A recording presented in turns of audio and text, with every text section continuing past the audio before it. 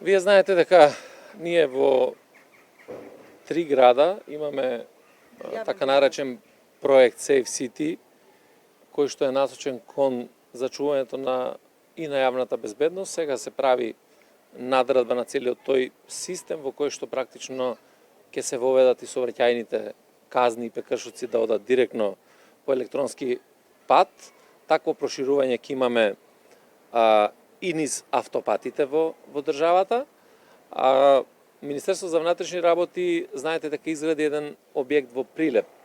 а тоа е центар за спречување на катастрофи и кој што центар практично го поврзавме со оптика и при градењето на тој објект ние оставивме можност за поврзување директно на секторот за внатрешни работи на Велес со оптика, која што е клучна за добрата конекција и секако дека идејата е, која што треба и да продолжи со реализација, да поголемите градови во државата преку надградба на тој проект да се поставуваат камерите. Што се однесува до заштитата на урбаната опрема, имаме и сега одредени градови кои што градот, општината, превзема иницијатива за поставување на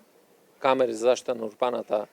опрема, такви, еве, Кавадарци е еден од примерите, кој што е исто така дел од сектор за внатрешни работи во Кавадарци. Ние ќе стоиме на располагање доколку се изрази желба за